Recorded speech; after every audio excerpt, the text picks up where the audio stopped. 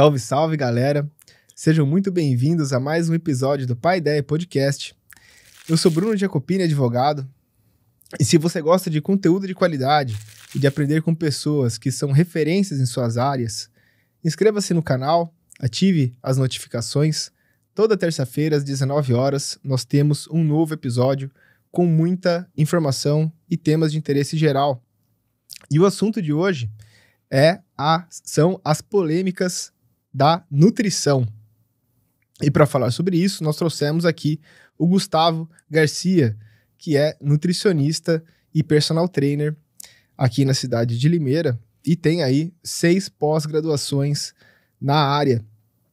Gustavo, é um grande prazer te receber aí. Muito obrigado pela sua presença. Imagina, eu que agradeço. Obrigado pelo convite. Tá certo. Então, vamos começar aqui, Gustavo. Conta pra gente como que você foi parar aí na área da nutrição. Conta um pouco da sua história aí pra gente. Claro. Eu comecei no esporte, na verdade, muito novo. Como toda criança, começa no futebol, depois se aventura a jogar basquete, mas me encontrei realmente no tênis de mesa.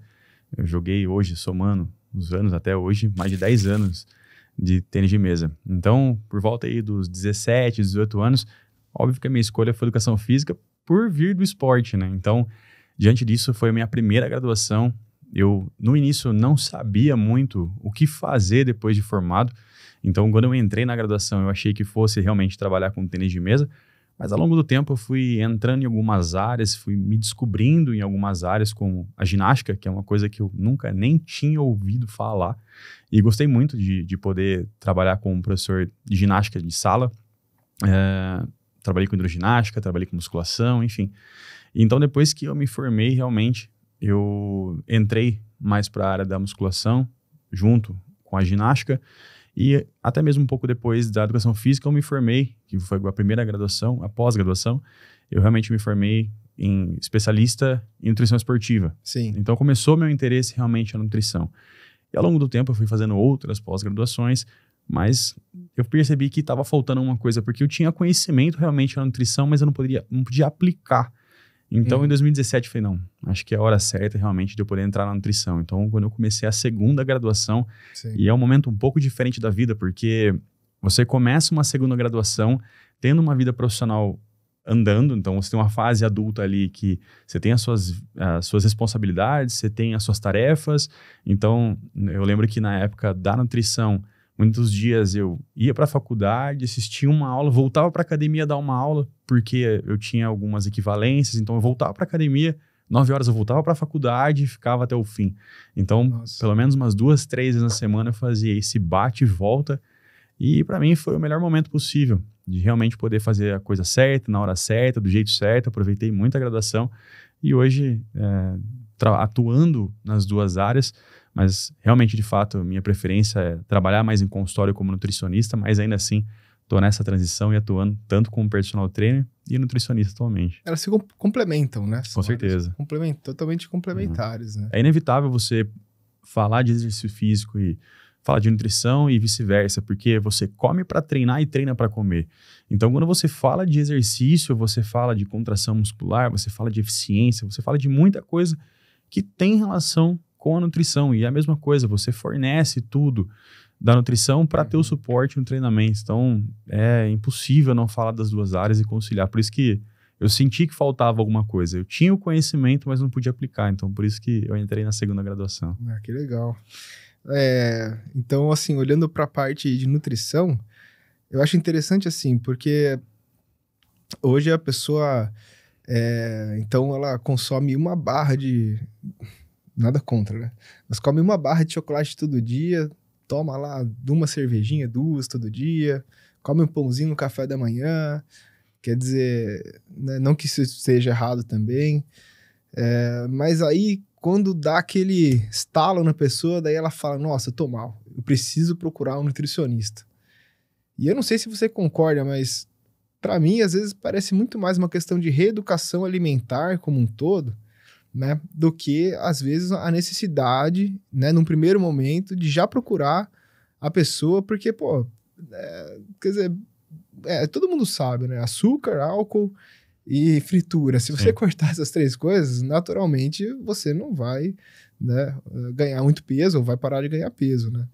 Então, eu acho que as pessoas têm essa questão aí hoje, né? Da pessoa ter uma consciência de reeducação alimentar e, por outro lado, depois, né? Pô, não, agora eu já me reeduquei, então eu vou procurar um nutricionista. Ou você acha que isso daí são duas coisas que caminham juntas? Na verdade, eu enxergo esse ponto que você trouxe em 3 partes importantes. Primeiro, Sim. você falou da reeducação alimentar, mas, Brunão, você não reeduca algo que nunca foi ensinado.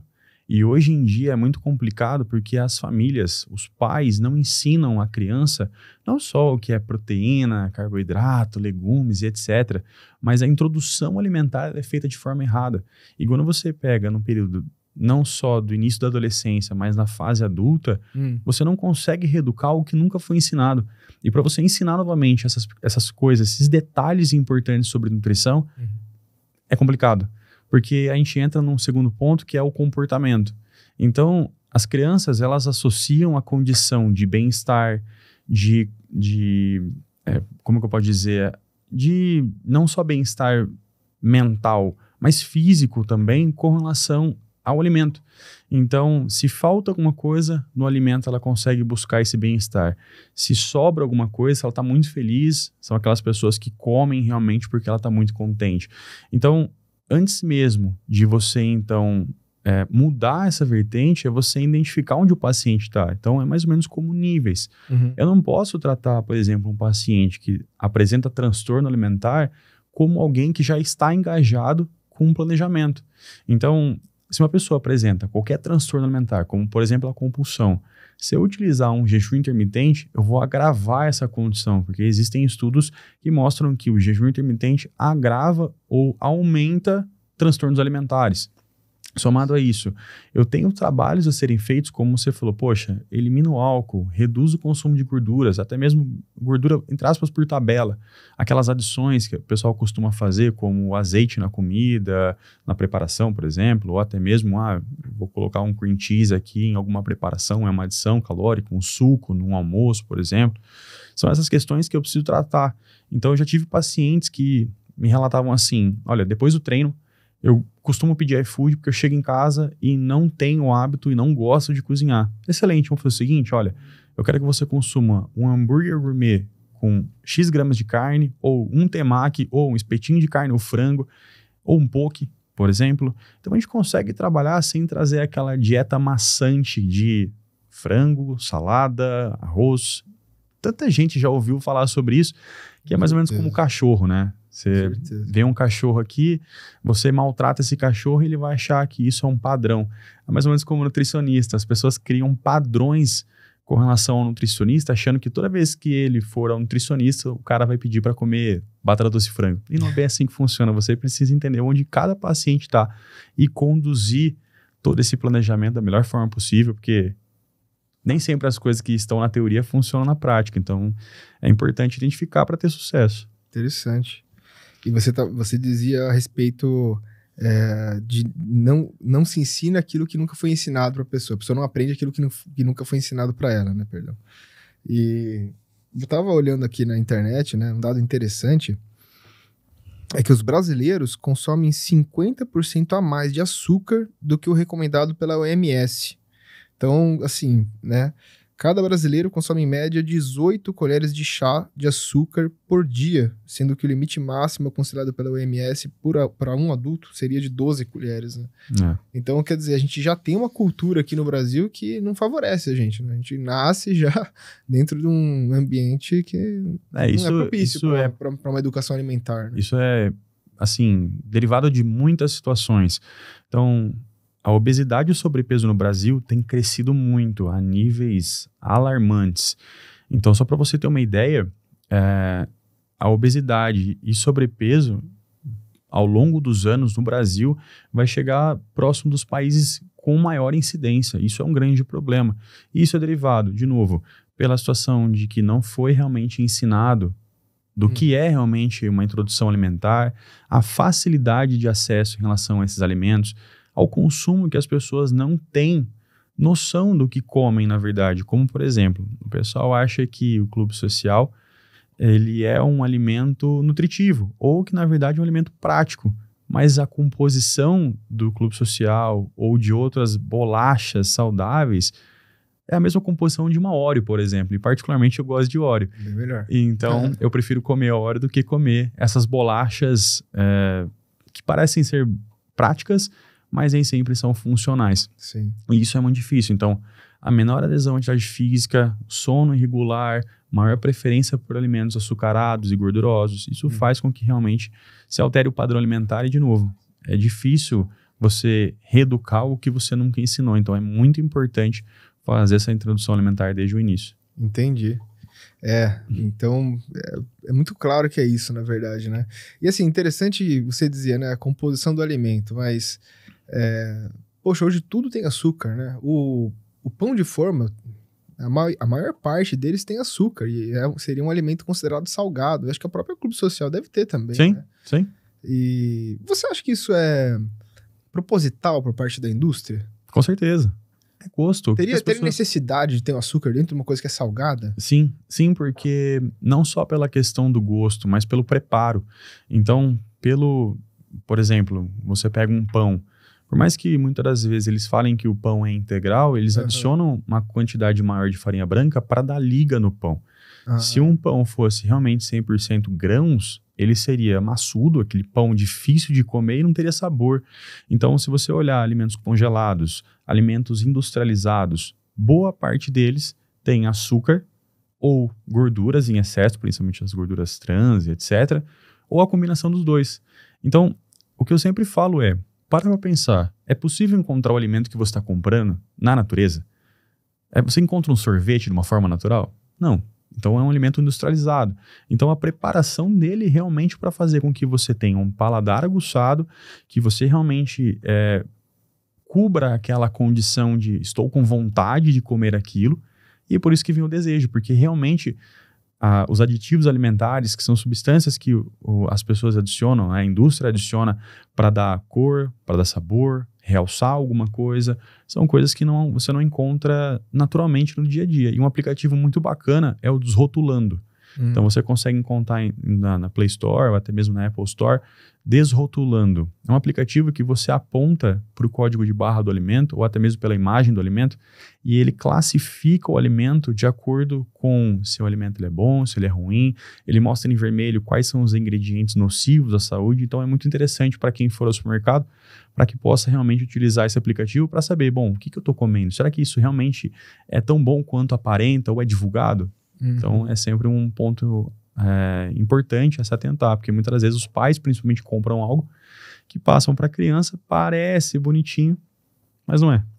E é verdade que, eu não sei, uma vez me disseram né, que assim, o açúcar ele causa uma adição, né? Tipo, uma dependência, né? E já me falaram, eu não sei se eu li isso ou se me falaram que ele causa mais dependência do que a cocaína, por exemplo. É verdade isso? Existe uma condição de que a gente entra um pouco tanto na fisiologia, mas o comportamento, por conta de que, primeiro, o que acontece no comportamento? As pessoas ficam, hoje em dia, longos períodos sem comer. Isso é uma das vertentes para alteração do comportamento. O sono também é uma das vertentes para alteração do comportamento. E a partir do momento que você tem essa alteração do comportamento, seja com a privação da fome, privação do alimento, então você passa a ter mais fome, você tem um momento estressante, seu sono está ruim, você começa a desencadear neurotransmissores que fazem com que você aumente essa preferência por alimentos que realmente vão te deixar melhor. Por que as mulheres, por exemplo, costumam comer chocolate na TPM? Porque é um dos momentos que, pela alteração hormonal, elas têm realmente um descontrole nesses níveis de neurotransmissores. Lembra aquele comercial? Compre batom, compre batom. É mais ou menos como a sua cabeça fica. Então, desde o seu sono até questões hormonais fazem com que você tenha essa alteração. E aí, o que acontece? Você cria um gatilho recompensa. Hoje, a gente fala de 4 formas a parte do comportamento. O afeto, então algo te afeta. E entenda que o afeto pode ser um estresse, pode ser uma condição de rotina, pode ser uma briga com o namorado, pode ser até mesmo uma coisa positiva. Então isso vai gerar um pensamento, vai gerar uma emoção, que gera uma recompensa. Então, muitas das vezes, a pessoa que procura pelo açúcar é um dos pontos para ter essa recompensa. Poxa, não é porque hoje você teve uma briga com um amigo de trabalho que, nossa, eu preciso comer um chocolate, mas na verdade é uma sucessão de fatores até chegar nessa recompensa, nessa condição de gatilho e recompensa de você, não, eu preciso comer um chocolate. E aí você começa a ter alterações, porque a pessoa não come 2 quadradinhos, ela come a barra toda. E aí vai entrando meio que, eu costumo dizer, como areia movediça. Quanto mais você mexe, pior fica. Então, para tirar e para sair disso, precisa quebrar padrão. Então, é interessante o açúcar... que a pessoa não percebe, né? Não percebe. Ela sempre põe a culpa na situação, né? Não, a culpa foi do meu namorado. Né? Ou então, poxa, hoje eu tenho que comemorar. Então, né? Ou então, hoje tive aquela decisão, enfim, não é decisão, eu falo porque eu sou advogado, né? Mas hoje eu tive aquela questão que não foi favorável lá no meu trabalho, meu chefe que foi chato, e aí é por isso que eu como, é por isso que tal, então meu problema, e aí não percebe que na verdade ela tá sendo ali levada por esses gatilhos, né? Dentro da nutrição comportamental, a gente fala de 2 vertentes muito importantes a serem identificadas ao paciente: a liberdade e a autonomia. Liberdade você pode fazer o que você quiser a hora que você quiser. A autonomia é eu devo, eu vou, eu quero. Então, você é casado, você tem liberdade, por exemplo, desculpa a sua esposa, mas você pode trair ela no momento que você quiser. Você tem liberdade para fazer isso. A autonomia eu vou fazer, eu devo fazer. Esse é o ponto importante. Então, na nutrição comportamental, a pessoa... Se você dá liberdade para uma pessoa que não sabe administrar isso, é um problema, porque ela começa a usar disso como argumento. Em contrapartida, se eu mostro para essa pessoa o que é autonomia, ela vai se condicionar da seguinte forma: olha, eu vou comer 2 quadradinhos de chocolate todo dia como sobremesa. Eu vou comer meu lanche no final de semana. Eu vou comer 2 pedaços de pizza. Percebe a diferença? Sim. Então, mais importante, eu brinco que se fosse para contar calorias eu seria matemático, é importante identificar essas questões, porque senão eu seria mais um nutricionista na frente do paciente. E como que você faz para quebrar esse ciclo vicioso da pessoa que fica utilizando esses gatilhos e recorrendo a eles a todo momento? Em alguns momentos eu trago profissionais junto ao tratamento, né? Então eu entro com a nutrição e eu peço, por exemplo, no caso de um transtorno alimentar, bulimia, transtorno evitativo ou restritivo evitativo, enfim, eu trago alguns profissionais, psicólogos, profissionais de educação física, endócrinos e por aí vai. Então eu trago esses caras para trabalharem comigo para que eu seja mais um profissional, porque eu não consigo abraçar o mundo e fazer disso, olha, eu vou cuidar de você em todas as esferas. Sim. Não dá. Então nesse caso, a cada consulta eu traço um objetivo. Olha, eu quero que você, por exemplo, anote os momentos que você sentiu que teve o gatilho, que teve as vontades de comer algo fora do seu hábito. Então, nossa, eu tive um momento de estresse. Tem um aplicativo bem bacana que chama Cogni. Então, esse aplicativo você relata o que aconteceu, qual foi a situação, como você reagiu, quais emoções você teve e o que você fez. E é muito importante e interessante para que você comece conscientemente a identificar os períodos que isso acontece. E aí, então, a gente consegue quebrar. Então, são etapas. Se eu entendo, então, que dentro desses níveis, meu paciente está no nível X, o que eu preciso fazer daqui para frente? Eu preciso o quê? Uma reeducação alimentar? Eu preciso tratar um transtorno alimentar? Eu preciso realmente tratar performance? Porque na performance, eu não tenho que falar nada disso. Eu tenho só contar carboidrato, proteína e gordura. E o cara tem que fazer. Então, são pacientes diferentes, de formas diferentes, mas a cada consulta, realmente de forma individualizada, eu consigo traçar dessa forma para que, então, ele tendo esses objetivos a cada consulta, mais importante do que ele fazer um jantar frango com salada, ele poder entender que não é uma restrição, não é uma condição que ele tem que parar de fazer tudo que ele faz, porque esse é o maior erro das pessoas. Achar que, bom, tudo que eu estou fazendo está errado, e eu não estou tendo resultado porque eu não estou fazendo certo. E o certo é comer frango com batata doce. Muito pelo contrário. Boa parte dos meus pacientes tem resultado mantendo o estilo de vida. Aquela ideia de que para você emagrecer é só fechar a boca, não é bem assim. Não né? é assim. Quer dizer, pelo menos eu já vivenciei isso na minha família muitas vezes. Aí, meus familiares, não vou falar quem, porque senão a pessoa vai depois me xingar. Mas era assim, né? Eu vou fazer dieta. Então eu começava segunda-feira, café da manhã, um ovo, almoço salada com um filezinho de frango, não toma lanche, chega à noite toma uma sopa, né? Aí aguenta isso, segunda, terça. Na quarta, na hora da janta, né, já comeu 3 hambúrgueres e tal, e sai, né, detonando, fala, vou fazer dieta, porcaria, eu tô nervoso, tô isso, tô aquilo, né? Isso acontece com as mulheres que, vou ficar um mês sem comer chocolate. A hora que come pelo mês inteiro que passou, né? Isso não faz sentido. Então, o mais importante, eu explico isso para os pacientes, existe um balanço entre resultados e estilo de vida. Então, eu sempre pergunto para os pacientes, qual é o seu espelho e motivação? Eu desejo ter o corpo da Graciane, por exemplo. E eu digo, olha, você não tem uma vida como a da Graciane? Será que você vai abdicar de tudo que você tem hoje como estilo de vida para poder chegar naquela meta? Não vou deixar de tomar minha cerveja no final de semana. Então, tudo bem, você vai ter resultado. Mas vai chegar um ponto que a gente vai conseguir ainda assim encontrar um equilíbrio. Você não vai conseguir o extremo, que é a Graciane, mas não significa que você vai ficar empacado sem ter resultado. E esse balanço é importante. Hoje em dia são poucas pessoas que de fato vivem isso. Eu já competi e sei o que é viver o fisiculturismo. É algo que é muito difícil. Inclusive, eu tive compulsão alimentar e sei na pele como é. O que você sente, o que você pensa, o que você quer fazer. E isso é por pouco tempo. Porque depois, realmente, a hora que a porteira abre, tudo volta a ser como era. Volta a ser como era, né? Eu, uma época, me dediquei ao ciclismo. E no ciclismo, um dos fatores de performance, então assim, eu me dediquei e eu competia, né? Eu queria melhorar nas competições. E um dos fatores é o chamado ectomorfismo, né? Então, principalmente no ciclismo de montanha, é muito importante isso, a relação peso e altura.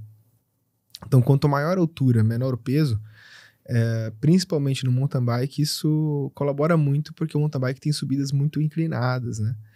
E no ciclismo de estrada já não é assim. Você tem vários ciclistas, inclusive profissionais, que têm relação tipo 1 para 1, assim, né? 1,80 m com 80 quilos, né? E tal, 1,75 m com 75 quilos, mas no de montanha isso é importante. Então eu queria baixar o peso. Só que eu pesava os meus aí 87, né? 88 e tal. E eu queria baixar 12, 13 quilos. Então, assim, parece fácil, mas para quem tá perto dos 40 não é tão fácil. E assim, né? Sou pai, sou advogado, né? Não sou profissional disso. Mas eu fui atrás, né? E tal, e quis, e fui em nutricionistas e tal. E o que eu senti, assim, eu cheguei na minha meta, foi extremamente sacrificado para conseguir chegar, né? Cheguei a ter um percentual de 5% lá e tal, de gordura e tal, mas, assim, com isso vieram outras coisas muito indesejadas, né? Por exemplo, cansaço extremo, né? Porque a gordura, você pode me falar se eu estiver enganado, mas é um dos fatores que são super importantes em relação à produção hormonal da pessoa, né? Sim. Então, principalmente testosterona. A sua testosterona cai lá embaixo, aí você já fica cansado, né? E assim, come o suficiente, será? Porque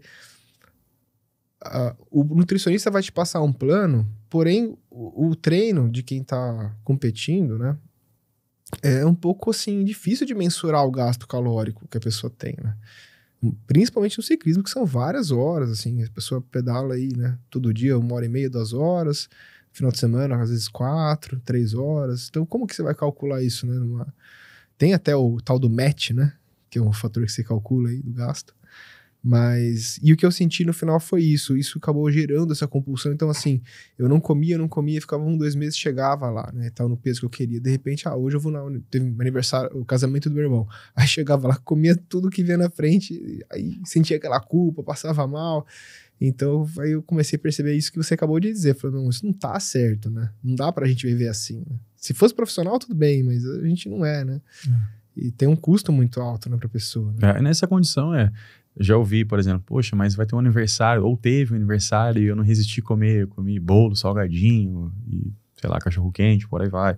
Poxa, eu fui num casamento, a Copa, por exemplo, já ouvi de alguns pacientes, poxa, mas vai vir a Copa e eu vou beber. Tá tudo bem, é seu estilo de vida, nunca vou pedir para você deixar de fazer algo. Agora, se em algum momento você passar a não ter resultado ou passar a não produzir ou avançar em relação às metas traçadas, poxa, temos um problema. Será que de fato realmente o problema é a condição da bebida?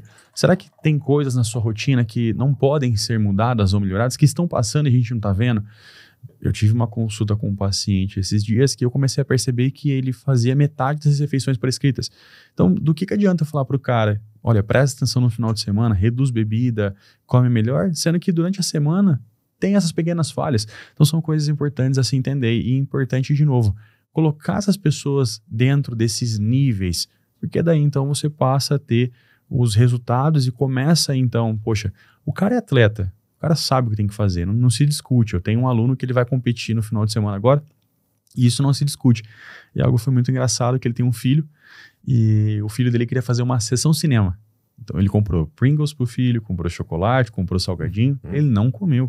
Por quê? Porque ele tem um propósito, ele sabe o que ele tem que fazer. Se fosse em um outro momento, talvez ele até faria, até ele comeria, sem problema nenhum, óbvio. Mas ele tem um propósito, e isso é o ponto mais importante. Então, eu sei que com ele, eu não vou ter que ficar, mas o que você está comendo no final de semana? Você está treinando direito? Não vou ter esse problema. Diferente do que uma pessoa que, poxa, já se frustrou tantas vezes com o nutricionista. Será que o problema está no nutricionista? O que eu posso identificar diferente nessa pessoa? O que eu posso fazer diferente para que ela mude esse, não só conceito, mas quebre esse padrão? Então, isso é importante de entender.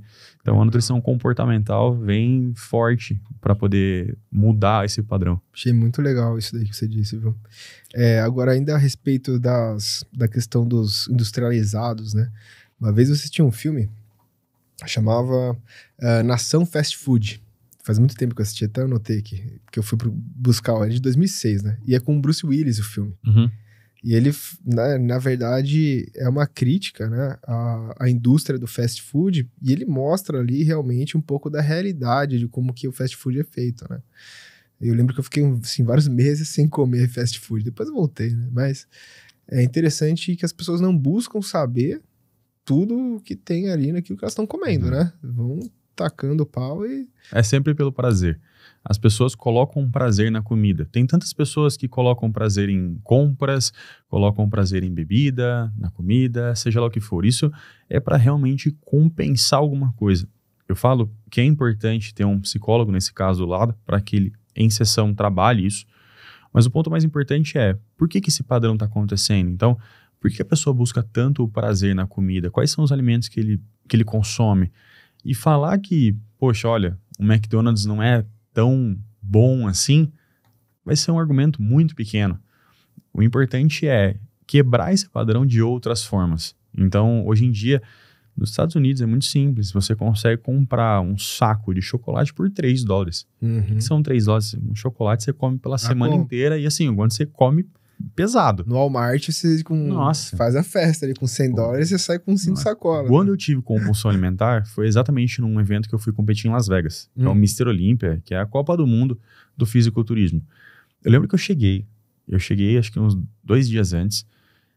Um dia antes da competição, eu acordei 4 da manhã e eu pensei comigo, eu preciso comprar alguma coisa para comer. Eu não ia comer, mas eu precisava. Sabe aquele momento que eu precisava satisfazer, ter um bem-estar? Eu fui no Walmart. Bruno, eu não tô exagerando. Eu comprei $400 de comida. Assim, ó, não só comida, tá? Comprei panela. Tipo, que eu ia trazer panela dos Estados Unidos? Panela, eu comprei óleo em spray, comprei chocolate, comprei um monte de besteira. Comprei espátula pra cozinhar, nem ia cozinhar. E aí passou a competição, eu realmente comi tudo o que eu queria. Só que eu não comi tudo aquele chocolate. Cara, $400. É muita coisa. Aqui no Brasil são R$1.200. Imagina, R$1.200 em chocolate. E lá é muito barato. Eu lembro que né? Não sei se tá ainda. No meu quarto eram 2 camas de casal. Eu peguei tudo que eu comprei, todos os chocolates, eu virei na cama. Beleza, passou a competição, eu comi o que eu queria comer, eu comi 3 lanches depois da competição e por aí vai. Cara, um dia depois eu olhava aquele chocolate e falava, por que eu comprei isso aqui? Sabe aqueles chocolates mais porcaria possível? Nem gosto você sente, né? Bruno, juro por Deus, eu deixei tudo lá. Eu acho que eu fiz a felicidade das camareiras lá. Eu gastei $400 que eu não comi nem 50. Não é uma coisa que eu gostava. Não era uma coisa que eu morro de amores por isso aqui. Outro fato que aconteceu em 2015, quando eu competi em Limeira, eu fui no mercado e eu comprei aquelas bisnagas de queijo cheddar, batata sorriso. Eu nunca comi batata sorriso. Eu comprei um saco de batata de 1 quilo. Eu comprei tanta comida que eu falei, por que eu comprei isso aqui? Sabe o que eu fiz? Eu fiz marmitas e doei na rua. Porque era tanta comida que eu tinha comprado para satisfazer o prazer, porque eu tava numa condição de compulsão alimentar que eu não podia comer, mas o fato de comprar me satisfazia. E eu acabei doando, porque eu não comi. Você não tinha aquela coisa de se sentir mal, culpado e passar mal depois? Ou não? Passar mal é difícil passar, na questão de vomitar, de ficar de mal-estar. Mas um caso que aconteceu, aqui em Limeira aconteceu, de eu ganhar 10 quilos de um dia pro outro. 10 quilos? 10 quilos. Porque assim, a gente desidrata bastante, né? A gente tá numa restrição calórica há muito tempo, então só o fato de você reidratar já é um peso. Os caras, 10 quilos de um sódio, dia, né? 10 quilos de um dia é muita coisa. Agora, quando eu voltei de Las Vegas, eu fiquei mais 2 dias lá e eu voltei. Quando eu cheguei no aeroporto aqui do Brasil, eu não conseguia andar. Eu dava 2 passos, eu tinha cãibra. Dava 2 passos, eu não conseguia andar. Por quê? Sódio, gordura, água. Esse desequilíbrio, tanto pré, mas principalmente pós, eu também ganhei por volta de 10 quilos. Meu tornozelo inchado. Eu não conseguia andar, eu não conseguia dar 2 passos. O pessoal do aeroporto falou, cara, você quer uma cadeira de roda? Eu falei, não, eu vou. Do jeito que dá, eu vou. E fui andando aos pouquinhos, mas tudo é feito rebote, do excesso. Porque você tá num momento tão privado ali, Sim. que a hora que você tem a primeira oportunidade, você quer comer tudo que você vê na frente. Então. Isso é um grande problema. É um grande problema. A Lara Listeruk, que é bem famosa nessa parte também de nutrição, né? Então eu assim, não acompanho super ela no Instagram, mas a minha esposa acompanha. E uma das histórias que ela conta é exatamente essa. Ela fala, gente, eu já tive o corpo perfeito, né? Meu sonho era ter o corpo perfeito, então eu fui atrás daquilo que eu queria, né? E aí chegou um momento que ela parou e se fez essa pergunta. Ela falou assim, nossa, eu consegui, mas a qual custo, né? Porque realmente, se você... É lógico que tem aí os ergogênicos, né? A parte hormonal que o pessoal também acaba utilizando em concomitante com nutrição, isso ajuda. Mas o que manda mesmo é o treino e o que você come. Então, se você não adianta nada você tomar o ergogênico ali, o hormônio, se você não comer do jeito correto, né? E aí, foi quando ela se ligou, ela falou, não, eu prefiro ter um corpo normal, né? Ela não de fisicultura, esse corpo normal, e manter a minha sanidade mental, né? E assim, é engraçado, as pessoas...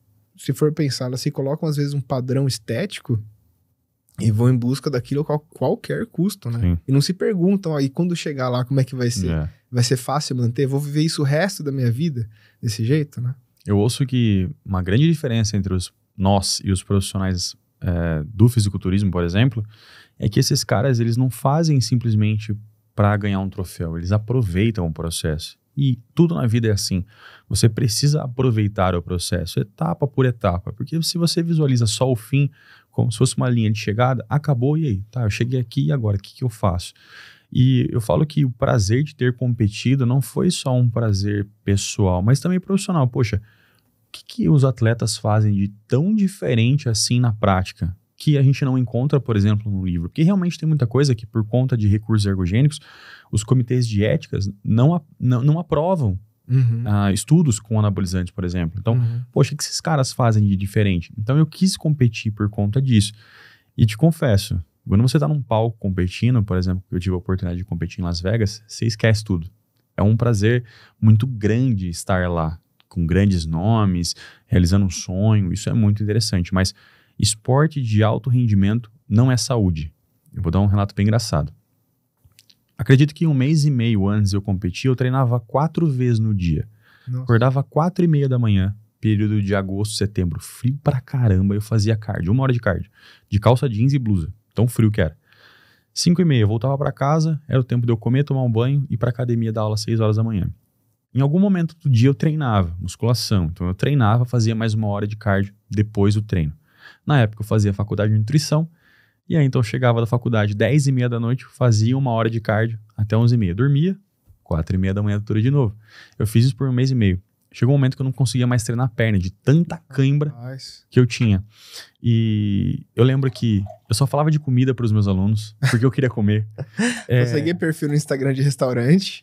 Exatamente. De hambúrguer. Eu falo, olha o que eu vou comer depois. Olha que eu vou comer. Então, Era exatamente assim. Fiz a mesma coisa, assim. O estresse. Guardadas as proporções. O estresse não só físico, mas mental. Então você realmente fica com um pavio mais curto. Você começa a questionar muita coisa, porque naquela época, por exemplo, eu fazia a faculdade, então era um estresse bem grande. Então toda essa condição, eu realmente já sabia e vi na pele que esporte de alto rendimento não é saúde. Isso é um ponto muito importante. As pessoas acreditam que vão utilizar recurso ergogênico, vão se privar de comer alguma coisa, vão treinar 3 horas por dia. Isso não é saúde. Nós precisamos dividir isso. Sim. E para perder saúde, qual é o preço que você paga? Exatamente. Isso é o mais importante. Isso eu acho que, inclusive, no esporte amador, né? Nessa época que eu treinava bike, era treino de sábado, eu fiz isso 12 vezes em um ano.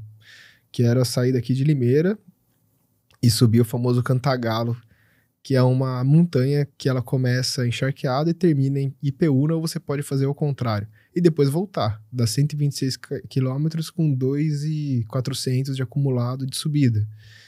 E a gente ia em turma, e assim, só não ia pra passear, né? Saía descendo a lenha e fazia, chegava aqui com 25 km de média, às vezes 24 e tal.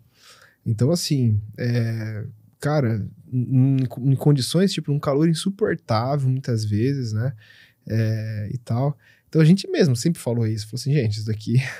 Quer dizer, não tem Covid que sobreviva a isso daqui, cara. Porque só você toma de sol ali na cabeça é impressionante, não? E super tranquilo, assim, tomar 6, 8 litros de água durante, porque eram 5 horas de treino, né?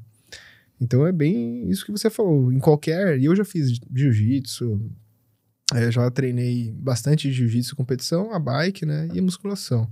E assim, concordo plenamente com o que você falou. Não é de forma alguma saudável, né? Não. A gente chega num extremo, na verdade, né? E são poucas pessoas que entendem isso. Só entende quem vive, mas quem tá fora acredita que é algo muito simples, né? Principalmente os recursos ergogênicos, os anabolizantes. É muito simples a pessoa olhar e pensar, bom, a matemática é básica. Entre a pessoa treinar e eu treinar, a pessoa comer e eu comer, parece que o gap diferencial ali é o anabolizante. Mas eu falo para todo mundo, você pode tomar todo o anabolizante possível que você talvez não chegue no resultado que você espera. Isso é muito importante. Os grandes fisiculturistas não estão lá pela quantidade de hormônio que eles tomaram, porque chega num patamar do profissional que já não é mais hormônio, é genética. Então o cara realmente nasceu para aquilo. Assim como no pedal, assim como na luta, o keniano, por exemplo, que tem toda uma biomecânica para isso realmente, por isso que eles se dão melhor em provas de corrida de longa distância. Então isso é um ponto importante. E essa matemática ela é muito básica. Quantas vezes isso já aconteceu comigo e até mesmo com pessoas próximas a mim, sejam pacientes ou alunos, de que as pessoas chegam, mas o que você está tomando? Mas, cara, será que é só isso mesmo que é a diferença entre nós? Não é, poxa, no domingo você está preparando a comida, o seu treino que você treina não fica no celular há 5 minutos conversando no WhatsApp. Não, o cara treina 6 vezes na semana, faz uma dietinha legal, uma vez a semana faz um dia ali do lixo, talvez, né, e tal, dorme direito, aí o outro chega e pergunta, o que você tá tomando? Exatamente. O cara vai 3 vezes na academia por semana, né, come tudo errado e... Mas o julgamento ele é muito mais simples, né? É muito mais simples porque no fisiculturismo você vê. O esporte você carrega no corpo. Paulo Musi fala isso. Você carrega o esporte no corpo. Então você vê aquilo. Você que luta, eu não vejo em você, a não ser as orelhas, né? Mas... estão cobertos. Exatamente. Mas é difícil, é diferente na verdade. Então é sempre esse estereótipo de o que você está tomando? O que você está fazendo, né? Diferente do que eu faço, que dá tão resultado assim. Com certeza. Agora, fala um pouco pra gente aí sobre essas dietas da moda, né? Hoje a gente tem várias aí, né? Dieta paleolítica, dieta de comer só coisa crua, jejum intermitente. Debaixo da terra, de cima da terra, tipo sanguíneo. Cetogênica, vegana. Nossa, hoje você fala assim, não, mas o cara emagreceu 10 quilos porque ele fez dieta cetogênica, né? Pô, caramba, eu fico imaginando, né? O cara se entope de gordura e proteína, como é que pode, né? Sei lá, enfim, não sei. Algumas questões relacionadas à nutrição. Algumas coisas não são novidades. Por exemplo, do jejum intermitente, que boas pessoas já ouviram falar sobre. O jejum intermitente, ele veio de 1946, 43 para cá. E o jejum intermitente começou a ser estudado em pacientes diabéticos e obesos. O que acontece? O paciente que ele é obeso, ele tem uma descompensação calórica muito grande. quanto maior a massa que a pessoa tem, seja de gordura ou massa muscular, maior o consumo calórico deve ser para manter aquela massa. Então isso é fundamental. Um obeso, por exemplo, ele não come pouco, ele come bastante. Então qual é o ponto? Bom, se eu restringir essa pessoa por um determinado tempo ao longo do dia para comer, será que eu reduzindo ela emagrece? Então, se eu reduzir a oportunidade dela em relação ao tempo, será que ela emagrece? E sim, isso trouxe um benefício. Quer dizer, se você falar assim, olha, faz um jejum de 12 horas, nas outras 12 horas ela não vai conseguir comer o tanto que ela comeria nas 24. Exatamente. Né? E o jejum intermitente ele vem 16 horas, 18 horas e por aí vai. Então é algo que já vem lá de trás. Mas qual é o problema? Tanto na nutrição quanto na educação física. É que as pessoas pegam uma pequena coisa e jogam para outras áreas ou outros objetivos, por exemplo. Generalizam para todo mundo, né? O jejum intermitente não traz performance, o jejum intermitente não traz hipertrofia, o jejum intermitente ele não é tão saudável, porque pensa, se você restringe o cara a 16 horas e você oferece 8 horas de oportunidade para comer, será que ele consegue consumir a quantidade de fibras ideal, vitaminas e minerais ideal? Será que o intestino dele vai funcionar 100%? Será que o ambiente fisiológico dele vai estar 100%? São algumas condições que sim, você consegue tirar benefício, mas outras nem tanto. Então eu não sou a favor ou contra alguma coisa, eu simplesmente sou a favor do que, como e por quê. O que eu vou utilizar? E o que eu costumo fazer em consulta é, se você senta na minha frente, começa a me trazer algumas informações, eu começo excluindo tudo o que não cabe para você. Para daí, então, eu conseguir, de fato, traçar uma estratégia pertinente e importante.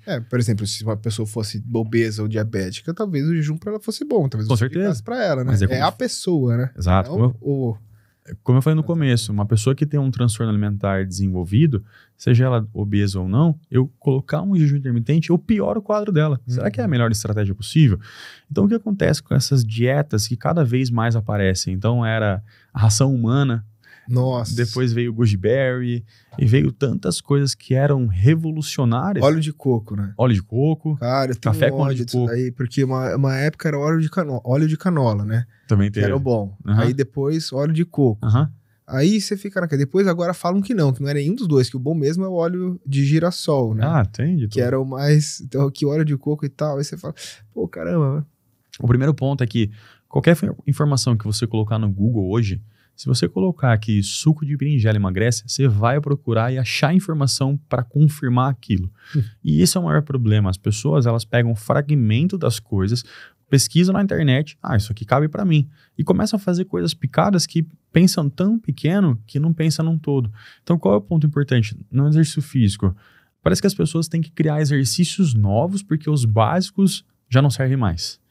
Esse é um ponto importante. Então, poxa, se não funcionasse, se não servisse, porque teria mudado. Tanto tempo as pessoas fizeram a mesma coisa. Exatamente. Na nutrição é a mesma coisa. Parece que as pessoas procuram algo revolucionário. O que você está tomando? O que eu faço de diferente?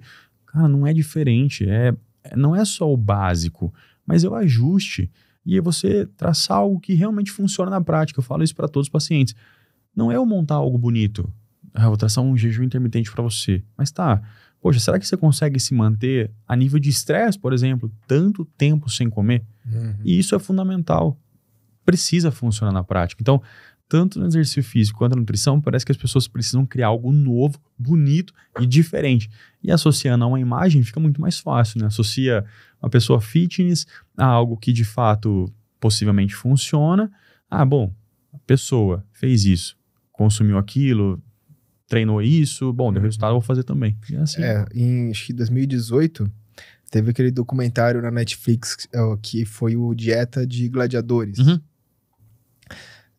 Pro pessoal saber aí, né? É um documentário que fala que foi feito, na verdade, produzido pelo Schwarzenegger com o Jack Chan, entre outras pessoas, né? E aí eles fazem ali, eles tentam provar que a dieta vegana, na verdade, ela é melhor para performance humana. E que os gladiadores lá atrás, né, na sua origem, eles comiam cevada, eles não comiam carne, por isso que eles eram bons lutadores. E aí eles trazem isso para a nossa realidade e começam a aplicar essa dieta, por exemplo, para o Nick Diaz, que é aquele lutador do UFC, e também McGregor, acho que fez também e tal. E aí eles fazem ali, mostram alguns exames de comparativos do sangue da pessoa que come carne com a pessoa que não come carne e tal. E eu lembro que eu assisti isso daí, cara, e eu fiquei assim, doidão, né? Porque eu falei, não, eles estão certos. Sim. Vou virar vegano, né? Durou 3 meses. Eu não lembro de cabeça, tá? Para. Eu não vou lembrar. Eu não consegui, eu respeito quem consegue. Tá? E aliás, não é nem vegano, né? Porque o vegano, ele é o cara que não come, né, nada de origem animal, mas ele também não usa nada Isso, de não origem consome animal. literalmente, tanto no alimento ou até mesmo produtos. Vestuário e tal, né? Na verdade, eu era vegetariano estrito, né? Uhum. Que tem essa diferença. Eu só não comia nada de origem animal. Aí depois eu falei, não tá dando, vou acrescentar ovo. Ah, não tá dando, vou acrescentar peixe. Ah, não tá dando, vou acrescentar... Daí, daqui a pouco eu tava comendo churrasco de novo, né? Eu não lembro ao certo a informação precisa, mas esse documentário teve um conflito de interesse em relação ao diretor. Parece que o diretor do documentário tinha algo relacionado a uma produção de alguma coisa, não lembro o que, mas era uma informação que, assim, era um conflito de interesse. E é muito pequeno você falar que, olha, isso aqui deu resultado por causa disso. É muito pequeno. Vou dar um exemplo na nutrição. Eu não posso falar que o whey protein dá hipertrofia, porque síntese proteica é diferente de hipertrofia. O que acontece? Síntese proteica é um mecanismo que acontece dentro da célula de estímulo. Então, o exercício aumenta a síntese proteica, o whey protein também aumenta a síntese proteica. Mas para você chegar na hipertrofia, você precisa de uma sucessão de síntese proteica. E esse é um ponto importante. Então, a hipertrofia é um macro. Eu preciso analisar a hipertrofia, por exemplo, dentro de um laboratório. Você não mede hipertrofia com uma circunferência. Então, esse é um ponto importante. Ao mesmo tempo que no emagrecimento. No emagrecimento, o cardio em jejum, aeróbico em jejum, o AIJ, como o pessoal fala, ele sim, de fato, gasta mais gordura dentro daquela atividade em relação ao alimentado. Então, você fazer aeróbico em jejum, você tem maior oxidação de gordura naquele momento, caso você, por exemplo, em relação a você faça o cardio depois do treino, por exemplo. Só que quando você compara em 30 dias, não existe diferença em perda de gordura. A perda de gordura ela é igual. É igual. E esse é um ponto importante. Então, não é olhar só para o micro, mas é a sucessão de fatores que faz, de fato, você ter algum resultado. Hipertrofia, emagrecimento, performance, seja lá o que for. E isso é importante. Então, olhar para uma vertente que muitas das vezes as pessoas não entendem é fundamental. Caso contrário, a informação fica quebrada, né? Entendi. Agora, assim, o que eu percebo, né? Que muitas vezes o difícil não é ir no nutricionista e comer o que ele está prescrevendo, e sim fazer o que ele está sugerindo, né? Porque, como eu te falei, eu tava contando, acho que eu fui nos 5 nutricionistas. Né? Não fui você porque eu não te conheci. Não, tô sendo sincero. E aí, engraçado que, pô, mandaram eu comer goji berry, mandaram eu comer, como é que era? Era uma fruta que... Mirtilo, blueberry. Mas, ó, só vende lá naquela loja, pô, você tinha que atravessar a cidade pra comprar um negócio. Mandaram eu comer, mandaram aquilo. Eu falei assim, caramba, mas não é possível, né? Que a pessoa não consegue emagrecer. Não comendo esses negócios, né? E aí, o que acontece? Emagreci? Deu resultado? Ok.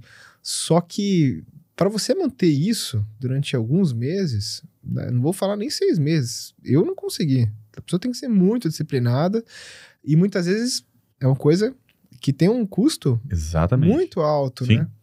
E então era isso que eu queria te perguntar. Você acha que é necessário tudo isso ou a dieta dentro do que a gente come do básico já é suficiente? Não, com certeza.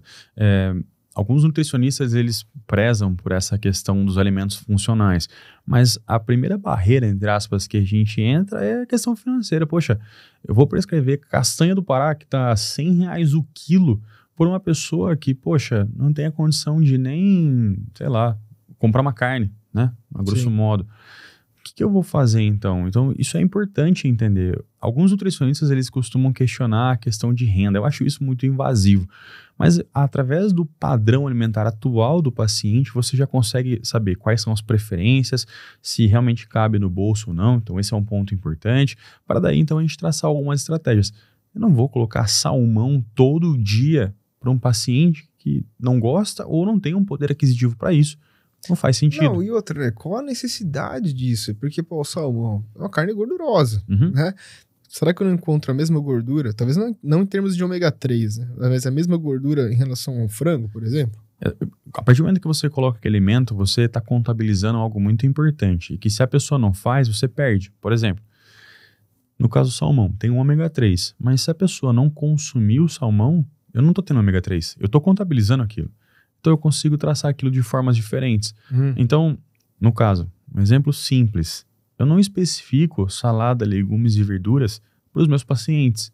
Se eu já entendo que aquilo faz parte da rotina dela, eu deixo aberto para essa pessoa. O cara quer comer um bife acebolado, quer comer uma cenoura ralada, um alface, um tomate. Nada, né? Só que qual é o ponto importante? Vitaminas e minerais. Sim. E se eu identifico que ela necessita uma quantidade maior, ou até mesmo ela não consome aquilo que ela deveria consumir, aí sim entra a suplementação. E é importante encaixar, como eu já ouvi tantas vezes. Poxa, eu gasto mais com um suplemento do que a dieta propriamente dita. Ou eu fui nutricionista e a pessoa me prescreveu R$1.000 de fórmula. Mas será que você precisa de tudo aquilo? Será que necessita de tantas intervenções? Você precisa começar com o que é fundamental. Se eu entendo que o sono da pessoa está desregulado, eu regulando o sono é melhor muitas coisas que estão associadas. Sim. Ao invés de sono, vitaminas, intestino, pele, cabelo e hormônio. E não faz sentido. É sempre traçar o que é mais importante como intervenção e ao longo do tempo a gente mudar isso. Na dieta, por exemplo, a mesma coisa. É simplificar. Não faz sentido uma pessoa que trabalha o dia todo. Olha, à tarde você vai comer um bolinho funcional que você vai preparar com esses ingredientes.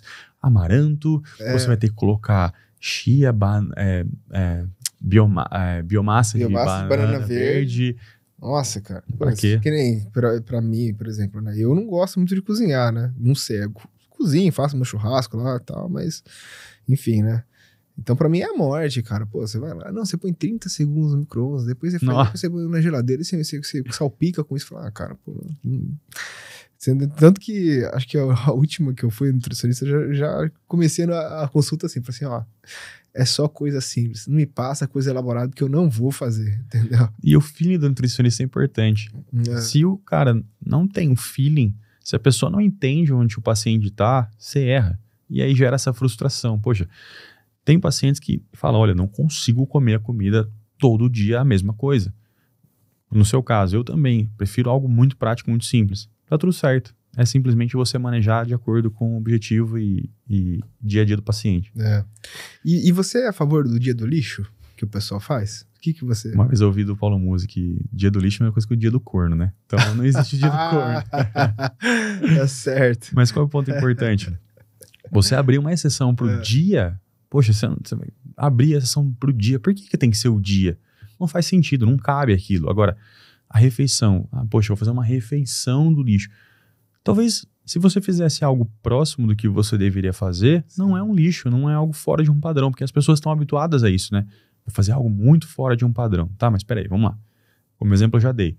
Poxa, vou comer um lanche. Eu falo por mim. Tem dia que eu chego cansado, não quero cozinhar. O que eu peço? Pão, carne e queijo. Acabou. Tem a quantidade de proteína que eu preciso, quantidade de carboidrato que eu preciso e uma comida que vai... Você não precisa incluir a batata frita, o bacon, né? Sei lá, você vai pedir pizza, você não precisa pedir a pizza com a borda recheada de catupiry e nem pizza doce com Nutella dentro, né? Sim. Né? A gente volta pro comportamental. Né? Isso é autonomia. Você consegue ter autonomia e controle sobre aquela situação. Para quem tem liberdade, no caso, lanche, a batata, a coca, uma cerveja e por aí vai. Diante disso, então, existem 2 pontos importantes sobre essa refeição fora. O primeiro deles é isso. Eu sempre digo para os pacientes para manter algo muito próximo do que ela faria já na rotina. Então, no exemplo, vamos supor que a pessoa vai no restaurante, ela vai pedir um prato e que ela peça realmente algo, uma carne com acompanhamento e algo que ela tenha preferência, uma massa, um purê, um arroz, em que ela realmente possa consumir até exceder a quantidade de proteína. Isso não vai ser um problema. Quando ela tem uma mudança, uma alteração do padrão entre, poxa, eu deveria comer uma carne, um arroz, vou comer uma pizza, existem algumas formas a gente poder mudar isso. Primeiro, existem alguns manipulados, a gente chama de fitoativos. É uma das minhas pós-graduações em fitoterapia. A gente consegue utilizar alguns fitoativos que são como ingredientes, que nesse caso pontual eu consigo reduzir a absorção desses nutrientes, no caso, carboidrato e a gordura, eu consigo inibir a absorção, eu consigo aumentar a excreção, eu reduzo os danos e efeitos desse excesso. E isso é importante. Então, existem algumas condições que a gente consegue mudar. Então, o estilo de vida, poxa, você tem família, vamos supor que você tem um ambiente de amigos, que a pessoa vai fazer um churrasco, vai sair jantar. Comida é social, né? Então, existem algumas formas de você poder melhorar essa questão do controle glicêmico, da redução da absorção, aumento da excreção. Então, não é um problema. O problema realmente é no sábado à noite você fazer algo fora, no domingo à noite você fazer algo fora, na segunda-feira teve um excesso, na terça-feira você fez algo a mais. Quando isso sucede, a pessoa não percebe e isso acaba sendo um problema no fim das contas, mas sempre tem que ter um culpado, né? Então, final de semana eu excedi. E quantos pacientes eu já expliquei, falei, olha, por mais que tenha feito isso, olha seu resultado, foi bom. Então, entre erros e acertos, você acertou muito mais do que errou, então fique tranquilo. Porque o balanço é na semana, né? Também tem essa. Levar em consideração, né? Sim, sim, sim. Mas do Paulo Musi, eu achei... Não é nada contra, é só uma piada, viu, Paulo? Nunca vai me escutar, coitado de mim. Mas eu acho muito engraçado. Olha que eu consigo chegar nele. Eu acho muito engraçado que o Paulo é do tamanho de um gorila, né?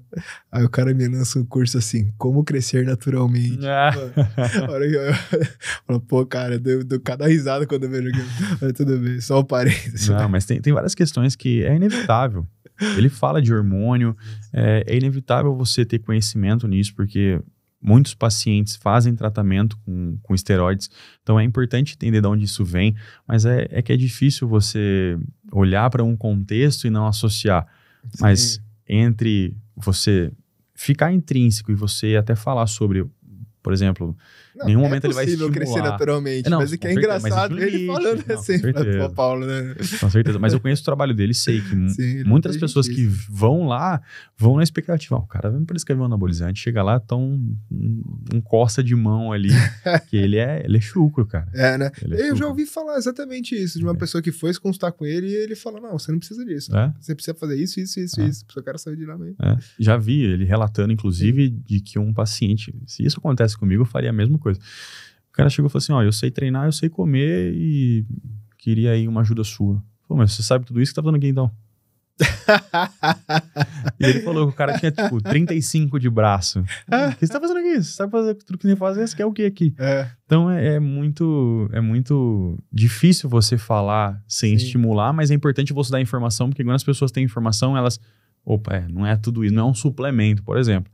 Não parece tão simples quanto é. Então, tem algumas questões relacionadas aí. Entendi. Tá certo.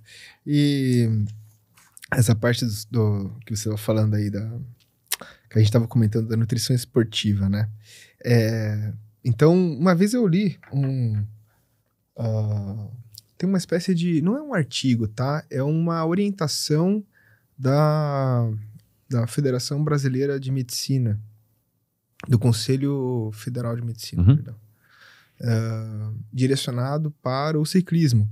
E ali eles fazem uma análise, né, dos suplementos de uma forma geral, inclusive aqueles que são proibidos, né, que são tidos como doping. Mas eu achei muito interessante porque, assim, eles classificam em 3 partes: os que funcionam, os que não funcionam e os que não têm eficácia comprovada, né? Então, dentro disso daí, o que você poderia falar assim um pouco pro pessoal? Para ser um pouco mais específico, são 4. O que realmente funciona é comprovado. Sim. O segundo grupo, que é o grupo B, é aquela coisa assim, funciona, mas pode não funcionar, necessita de mais estudos. O terceiro grupo não funciona e 4º grupo apresenta riscos. Então, desses 4 grupos, a gente tem suplementos básicos. Suplemento à base de proteína, suplemento à base de carboidrato, alguns suplementos que aumentam performance. Então, depende realmente de onde você vai aplicar. Sim. Mas existem alguns suplementos que realmente têm essa potência de poder melhorar a eficácia, seja na performance, hipertrofia, emagrecimento. O que funciona? Falou, não, isso daqui funciona, pode tomar que... Suplementos à base de proteína, cafeína, repositores hidroeletrolíticos, então carboidratos com, por exemplo, adição de vitaminas, minerais. Gatorade. Isso. mais ou menos o Gatorade. Mais ou menos não, é o Gatorade, dentre outros que existem no mercado. Certo. Alguns mais, mas assim, poucos fora dessa gama. Então, cafeína para aumento de performance, suplementos à base de proteína para síntese proteica, suplementos à base de carboidrato para aumento de performance também. Não sai muito disso. Beta-alanina funciona? Funciona. A beta-alanina, o que ela acontece? A beta-alanina, ela é um aminoácido, então ela é derivada da carnosina, ela gera a carnosina, e baseado nisso, o que ela faz? Ela reduz, ou na verdade modula o pH, porque quando você treina, você tem uma alteração do pH do músculo. Sim. Então você tem 2 tipos de fadiga. Sim. Então você tem a fadiga periférica e a fadiga central. Fadiga central é aquele cansaço. Fadiga periférica é a fadiga muscular, por exemplo. Então essa alteração de pH, você tem um acúmulo de substratos derivados da contração muscular. Então você tem aquele inchaço, você tem o edema, você tem vascularização. Então o que acontece? Por conta da contração muscular, existe uma produção de um substrato chamado lactato. E existe um ciclo chamado ciclo de Cori, que esse ciclo remove esse lactato, converte em glicose para que então seja produzido novamente a energia, ou seja, a contração muscular. Mas chega uma hora que esse balanço ele não se fecha. Então essa remoção não é equivalente à produção de glicose. Então por isso que você chega à fadiga, por exemplo, fadiga periférica. Então, a beta-alanina, ela auxilia nessa remoção, ou seja, você tem uma maior produção de glicose por conta dessa conversão, e você também tem uma modulação do pH entre pH ácido e básico. Por conta da contração muscular, você tem uma alteração, então você tendo esse equilíbrio, você consegue, de fato, produzir mais energia. A creatina também é um suplemento que tem eficácia comprovada, mas quando a gente fala de suplemento de eficácia, a gente tem que olhar para quê? Por exemplo, a creatina não tem resultados benéficos para ciclistas. Eu percebi isso daí. Esse é um ponto. Mas para pessoas Porque dava muita retenção hídrica para mim. Eu comecei a tomar. E, tipo, sei lá, fiquei estranho. Fiquei meio rígido, assim, vamos dizer. A creatina, ela pode ter algumas vertentes. Então, dentro do treinamento de força é o que de fato ela funciona. Porque aumentando os estoques de creatina, você passa a ter maior capacidade de força, não só por isso, mas você também passa a ter maior síntese proteica dentro da célula por conta da hidratação. A hidratação acontece dentro da célula. Existe um motivo para isso. Agora, se você utiliza uma creatina de má qualidade, ou seja, uma matéria-prima ruim, ou até mesmo de outras filtragens, o que realmente de fato a creatina funciona é a monoidratada. E existem tantas outras, micronizada, estiléster. Nada disso vai ter eficácia como a monoidratada. O segundo ponto é a quantidade. Então, para toda pessoa, 0,1 grama por quilo de creatina. Então, se você pesa 50 quilos, 0,1. Se pesa 100 quilos, 0,1. A creatina tem que ser uso crônico, todo santo dia. É um efeito cumulativo, não é um efeito agudo. Outro ponto importante é que, quando você fala nessa retenção de líquido, é uma coisa natural se acontecer, não é algo tão fora do normal. Então a pessoa pesa 70, ela vai ganhar 5 quilos de água, não é assim que acontece. Mas o ponto é que em alguns esportes que necessitam de rendimento, então salto, por exemplo, o ciclismo... O peso do atleta importa demais. Exatamente, não faz muito sentido você utilizar esse suplemento. Não só pela condição de retenção de líquido, como eu falei, não vai ser tão grande, mas acontece. E o ponto também do exercício físico. Então, um triatleta não vai tirar benefício porque não é um treinamento de força específico. E é engraçado que muitos pacientes chegam no consultório e falam: eu tomo creatina. Tá, como tá seu treino? Olha, eu treino 3 vezes na semana. Não é um treino de força. São poucas pessoas que, de fato, têm a experiência de saber o que é um treino de força. São pessoas que já treinam há muito tempo. Entendi. Caso contrário, são pessoas que treinam subjetivo. Então, não faz muito sentido você colocar a creatina. Entendi. Então, é um suplemento que é bom, sim. Tem eficácia comprovada, mas que nem todas as pessoas conseguem, de fato, tirar proveito disso. Então, dentro dessa classe, são suplementos que realmente funcionam, mas ainda assim, por mais que funcione, não cabem a todos. Existe um público-alvo realmente que vai tirar proveito daquilo. Entendi.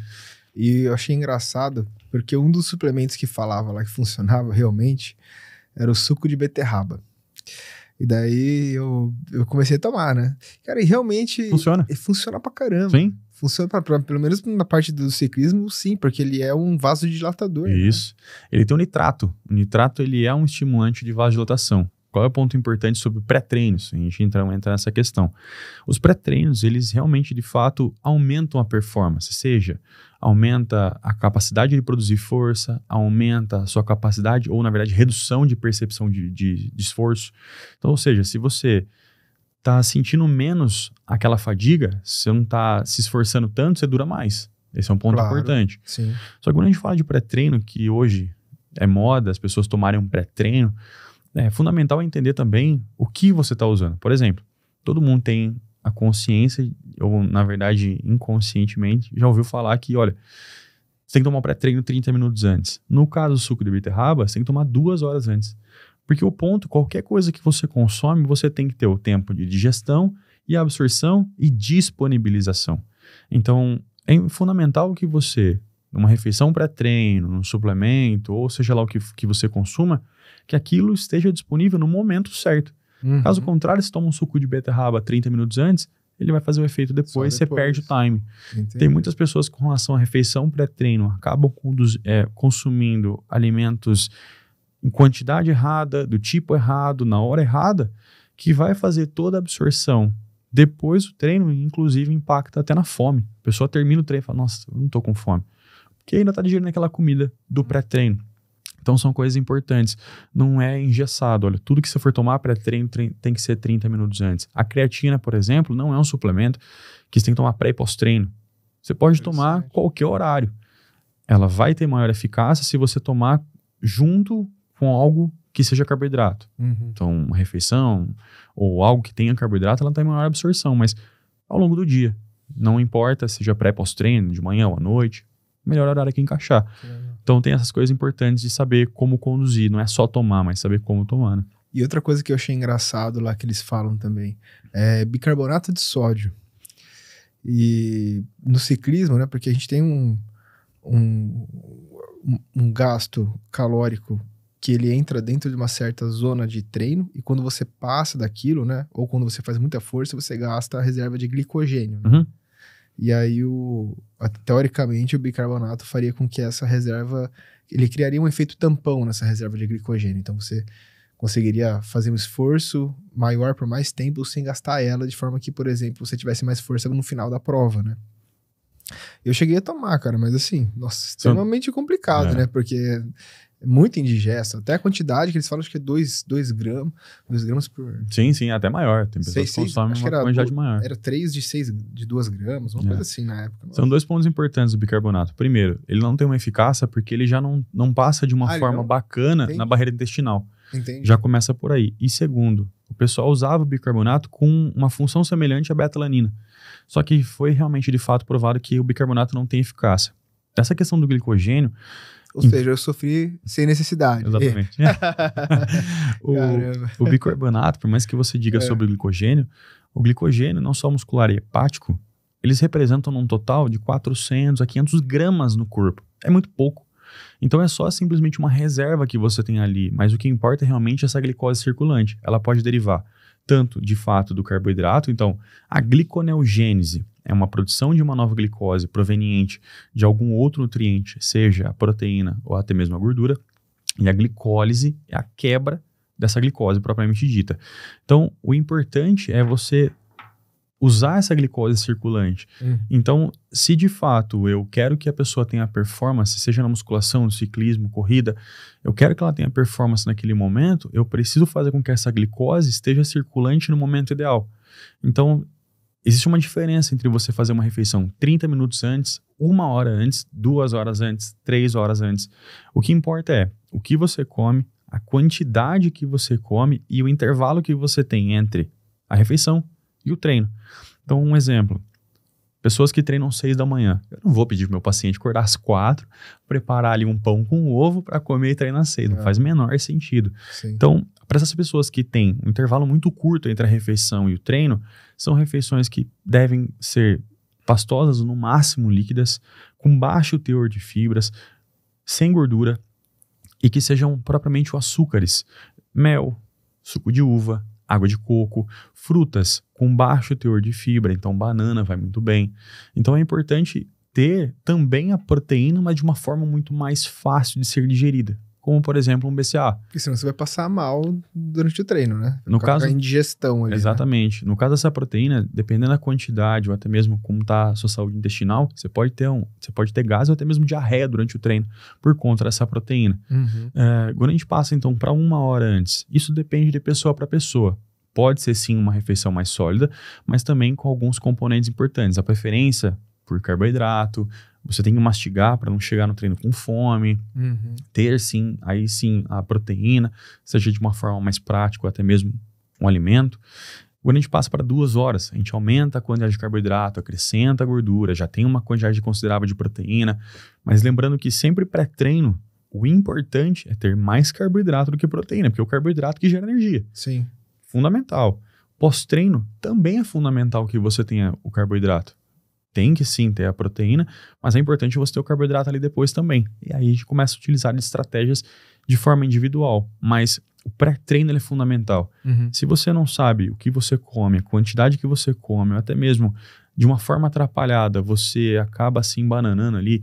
Poxa, comi uma banana 2 horas antes de treinar. Pô, você vai chegar em baixa. Eu comi um filãozinho com 2 ovos meia hora antes. Vai dar ruim. Então, o ponto ali do timing, tem muitas coisas que precisam ser ajustadas antes da gente falar que o problema é uma cerveja no final de semana. Então, você precisa fornecer o suporte fundamental para que essa pessoa treine bem. Interessante. Legal, viu? E o BCA funciona mesmo? Você tocou nele? Cara, tem muitas controvérsias. O que acontece? De novo, você tem que... Perguntando porque eu já ouvi as duas coisas. Sim. Mesmo. Tem o fato de você olhar a questão do porquê, pra quê e pra quem. Então, porque o BCA, ele aumenta a hipertrofia. Lembrando, síntese proteica é diferente de hipertrofia. Síntese proteica é um momento ali. Só que para você construir uma casa, você precisa de vários tijolos. No caso de você ter uma síntese proteica, você precisa dos 20 aminoácidos. BCA são só 3. Então, você utilizar o BCA achando que você vai ter a síntese proteica, ainda falta muito. Alguns aminoácidos o seu corpo ainda consegue produzir. Mas ainda assim, existem os aminoácidos essenciais que você precisa consumir. Então, no caso do BCA, ele não dá hipertrofia, ele não aumenta a síntese proteica. Mas por conta da leucina, é como simplesmente você tivesse um carro e tem um turbo ali. Você pode estimular um pouco mais a síntese proteica. Isso pode ser otimizado. Mas existem controvérsias. O BCA, por exemplo, é um suplemento que está nessa classe B. Será que dá resultado? Mas tem estudos que mostram que não. Mas a questão de, por exemplo, uma pessoa que vai fazer um triatlon, vai fazer provas longas de corrida, o BCA é uma forma mais simples do aminoácido para você digerir e absorver. Então, geralmente ele é colocado como um mix de carboidrato e BCA para que essa pessoa mantenha essa quantidade de aminoácidos bacana, uma quantidade de proteína bacana, de carboidrato bacana. Então, são esses ajustes. Existem controvérsias, mas principalmente para quem você vai utilizar. E esse é fundamental de entender. Entendi. E a Whey Protein? O que você acha? A pessoa, assim, existe a necessidade de consumir mesmo para uma pessoa que está fazendo musculação? Ou você acha que só com alimentação normal é possível bater uma meta de consumo de proteína por dia? No caso da Whey Protein, a gente precisa fazer um checklist. Então, o primeiro ponto. No caso, a partir do momento que você consegue, de fato, fazer com que o paciente consuma toda a quantidade de proteína necessária, você não precisa da Whey Protein. Excelente. Vamos partir para um segundo pressuposto. Existem algumas condições que a Whey Protein traz que são benefícios. Melhora do perfil glicêmico, então melhora um pouco dessa questão de glicemia, principalmente pós-treino. Aumenta algumas questões relacionadas a essa síntese proteica também. A proteína é um nutriente relacionado à saciedade. Eu posso ter essa proteína de uma forma disponibilizada mais rapidamente na corrente sanguínea para, então, de fato, aumentar a síntese proteica. Existem alguns benefícios em relação ao Whey Protein. Então, nesse balanço, quando a gente olha para o contexto de quantidade de proteína, se você consegue através da alimentação, sem problemas. Se você, tem um dia muito corrido, eu não consigo me alimentar à tarde, ele entra como um complemento, não uma substituição de refeição, como um complemento na refeição. Interessante. Quando a gente parte das questões de tipos de Whey Protein, existem 4, mas 3 são importantes. A concentrada, a isolada e a hidrolisada. A concentrada é o produto bruto. Então, imagina que é tirado ali do leite, 20% do leite é Whey Protein, e ele faz em forma de pó, é a forma bruta da Whey Protein concentrada, um custo-benefício bom ali. A isolada ela tem remoção parcial da lactose, não total, tá? Parcial. Pessoas que são intolerantes à lactose, elas podem ter algum problema, depende da sensibilidade. Então, isso é importante, porque muitas pessoas erram em relação a isso. Tem intolerância à lactose? Então toma isolada que não tem. Tem sim, tem traços. Então, ela é uma proteína mais fácil de ser digerida.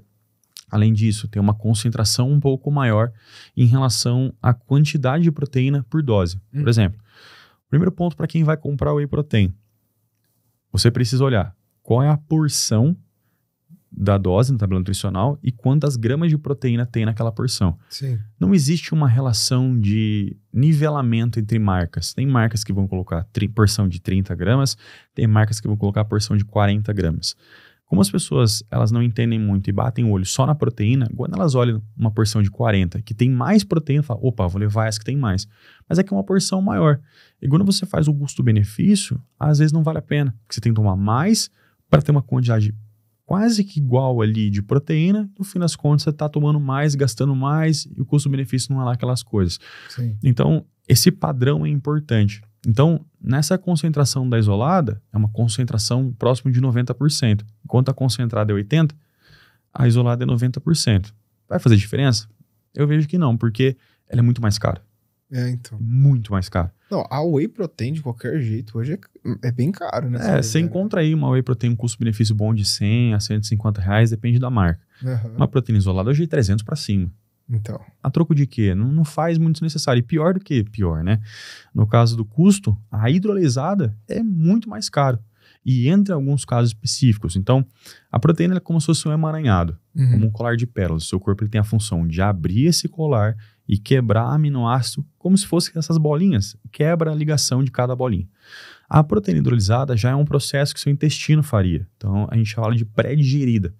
Só que nesse caso, ela se encaixa para pacientes que, por alguma condição de doença, não tem parte no intestino, que é exatamente onde a parte que faria essa digestão. Então, é uma proteína muito mais fácil de ser digerida. Entendi. Quando você pega uma proteína concentrada, R$100, isolada 300, hidrolisada é 500 para cima. Então, é realmente condições muito específicas. Então, a whey protein, ela traz alguns benefícios. Nesse caso, então, a gente fala de... Assim, a gente poderia falar bastante com relação a se aprofundar mais na whey protein, porque tem a relação de porção e quantidade de proteína. Mas então, assim, em resumo, a pessoa... Vale a pena, então, comprar. Sim, nesse caso, de se aprofundar, a gente poderia fazer um podcast só isso. Sim. Mas essa questão, o custo-benefício vale. Entendi. Desde que você saiba o que comprar. Por isso que o profissional tem que saber qual é a proteína adequada de acordo com aquele quesito. A pessoa tem intolerância à lactose. Parte para a proteína vegana. Acaba sendo, de fato, mais seguro. Entendi. E também tem uma eficácia muito boa, tanto quanto a whey protein. Entendi.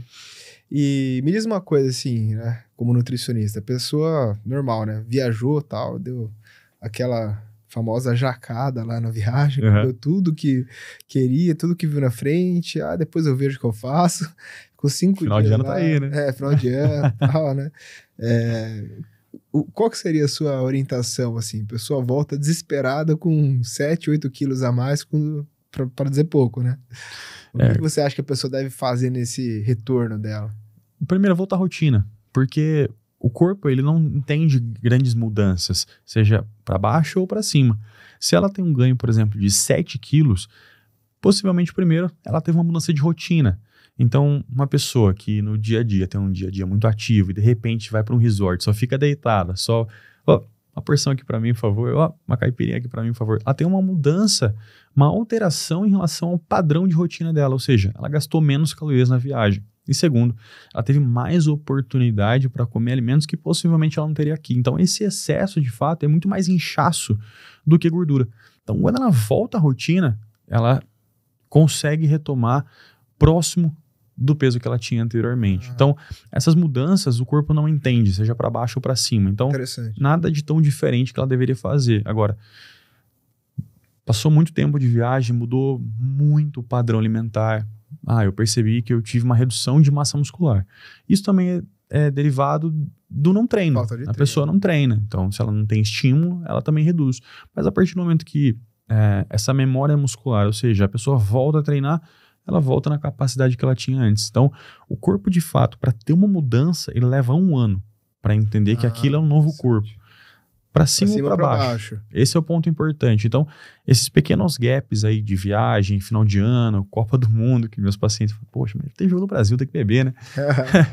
Então, esses excessos acabam levando a uma condição muito ruim, porque a pessoa acaba metendo os pés pelas mãos, querendo compensar, tirar carboidrato, treina mais, e reduz isso, e aí que de fato tem um problema. Caso contrário, é manter rotina. Isso não vai ser um problema, caso ela tenha esse ganho. Falaram que para você engordar de fato, ganhar 1 quilo de gordura, você tem que consumir 7.000 calorias a mais. Quer dizer, cara, 7.000 calorias é coisa pra caramba. Tanto para armazenar quanto para perder.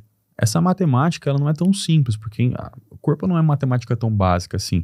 De fato, 1 grama de gordura representa 7 calorias. Então, 1 quilo de gordura, 7.000 calorias. E eu explico isso até mesmo para um paciente que fala, poxa, eu perdi só 1 quilo de gordura em 30 dias, vem cá, são 7.000 calorias dividido por 30. Você gastou, em tese, 300 calorias a mais por dia, só que você não gasta, né, 100% gordura. Então tem todo esse balanço. Então, para armazenar gordura de fato, o seu corpo leva 8 horas. Então vamos supor que você comeu uma pizza. 2 horas, nossa, já tô gordo. Não é assim. Demora 8 horas para que de fato o seu corpo armazene aquilo, passe por todo o processo de digestão e etc. Mas por conta desse excesso, ele entende que boa parte não é dele, e ele elimina. E isso é fundamental entender, para que então você não tenha essas compensações e começa nesse sobe e desce e cada vez mais vai alterando o padrão e vai piorando o quadro do paciente. Vai paranoia, né? Exatamente. Toma uma cerveja, tá manchada e fala, nossa, ganhei 2 quilos, calma. Eu vou tirar o carboidrato, né? Posso cortar o carboidrato no dia seguinte? Não é bem assim. Tá certo. Gustavo, a gente tá se encaminhando aí pro final, né? Função até do horário. Queria deixar algum recado pra galera, alguma coisa? Gostaria de falar fazer alguma consideração final aí? Não, eu fico feliz por você ter aberto as portas. Como eu sempre digo no final dos meus vídeos, eu falo que seja esperto, treine seguro, ou seja esperto, procure um profissional, e eu acho que isso é fundamental.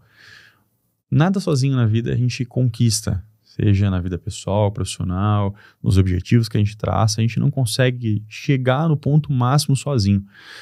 E percebo que, quando a gente fala de resultados, as pessoas costumam patinar ou perder tempo fazendo algo que não é para elas. Eu costumo falar, poxa, tantas pessoas querem ter um corpo ideal, mas você gosta disso? Você gosta, de fato, de praticar atividade física, no caso a musculação, para ter um corpo que você deseja?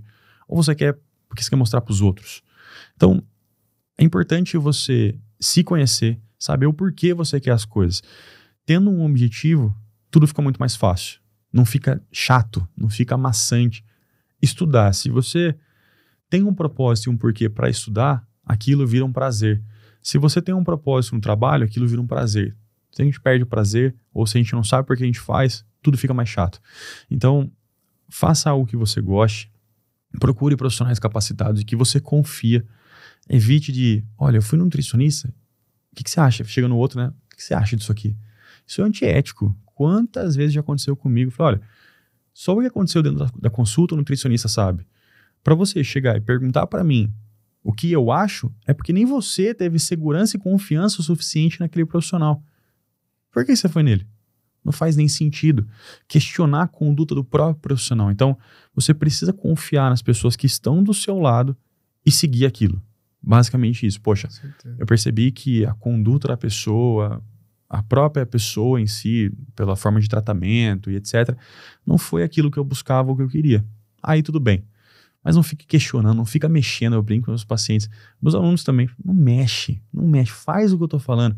Porque daí sim, se você faz aquilo que o profissional te disse e você não chegou onde o profissional disse que você chegaria, ou até mesmo nos seus objetivos, aí você tem argumento. Entendi. Mas quando você começa a mexer demais, você fala, mas você não fez o que eu prescrevi, como que eu vou saber se deu resultado de fato ou não? Então, ter um profissional do lado, isso é fundamental para fazer com que realmente os resultados apareçam. E paciência. Sim. Nada acontece do dia para a noite. Tá certo, Gustavo. Olha, muito obrigado aí por você ter vindo aqui no podcast, né? Espero que você tenha gostado. Bom, demais, cara. Primeira é inesquecível. Legal. E gostaria de agradecer muito aí para vocês que estão nos assistindo, né? A da Play, ao Giovanni que está aqui hoje fazendo a gravação com a gente. Então é isso, gente. Muito obrigado por terem nos assistido até agora. Não esqueçam de se inscrever no canal, de ativar as notificações aí, deixar o seu like, tá certo? E é isso aí. Muito obrigado, valeu. Até mais.